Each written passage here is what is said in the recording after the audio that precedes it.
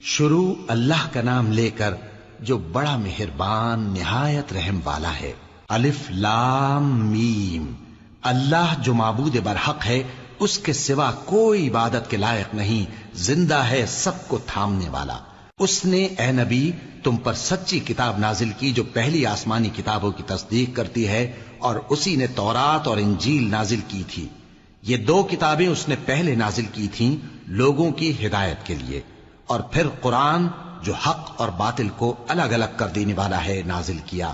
جو لوگ اللہ کی آیتوں کا انکار کرتے ہیں ان کو سخت عذاب ہوگا، اور اللہ زبردست ہے، بدلہ لینے والا ہے۔ اللہ ایسا خبیر و بصیر ہے کہ کوئی چیز اس سے پوشیدہ نہیں، نہ زمین میں اور نہ آسمان میں۔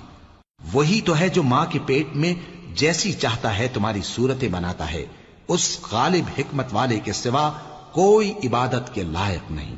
اے پیغمبر، وہی تو ہے جس نے تم پر یہ کتاب نازل کی جس کی بعض آیتیں محکم ہیں اور وہی اصل کتاب ہیں، اور بعض دوسری متشابہ ہیں۔ تو جن لوگوں کے دلوں میں کجی ہے وہ متشابہات کا اتباع کرتے ہیں تاکہ فتنہ برپا کریں اور مراد اصلی کا پتہ لگائیں، حالانکہ مراد اصلی اللہ کے سوا کوئی نہیں جانتا۔ اور جو لوگ علم میں گہری نظر رکھتے ہیں وہ یہ کہتے ہیں کہ ہم ان پر ایمان لائے۔ یہ سب آیات ہمارے پروردگار کی طرف سے ہیں، اور نصیحت تو عقل مند ہی قبول کرتے ہیں۔ اے پروردگار، جب تو نے ہمیں ہدایت بخشی ہے تو اس کے بعد ہمارے دلوں میں کجی نہ پیدا کر دیجو، اور ہمیں اپنے ہاتھ سے رحمت عطا فرما، تو بڑا عطا فرمانے والا ہے۔ اے پروردگار، تو اس روز جس کے آنے میں کچھ بھی شک نہیں سب لوگوں کو اپنے حضور میں جمع کر لے گا۔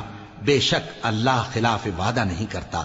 جو لوگ کافر ہوئے اس دن نہ تو ان کا مال ہی اللہ کے عذاب سے ان کو بچا سکے گا اور نہ ان کی اولاد ہی کچھ کام آئے گی، اور یہ لوگ آتش جہنم کا ایندھن ہوں گے۔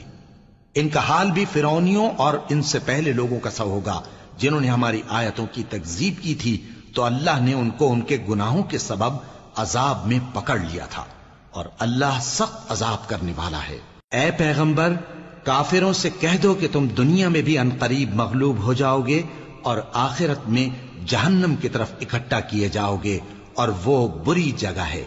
تمہارے لیے دو گروہوں میں جو جنگ بدر کے دن آپس میں بھڑ گئے قدرت الہی کی عظیم الشان نشانی تھی۔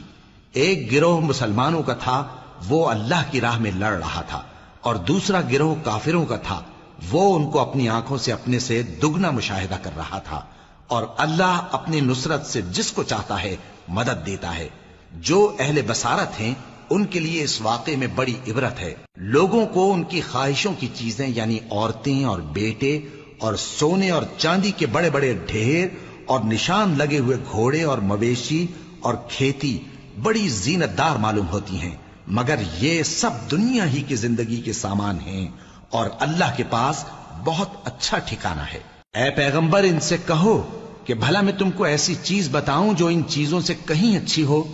سنو، جو لوگ پرہیزگار ہیں ان کے لیے اللہ کے ہاں باغات بہشت ہیں جن کے نیچے نہریں بہ رہی ہیں، ان میں وہ ہمیشہ رہیں گے، اور پاکیزہ بیویاں ہیں، اور سب سے بڑھ کر اللہ کی خوشنودی۔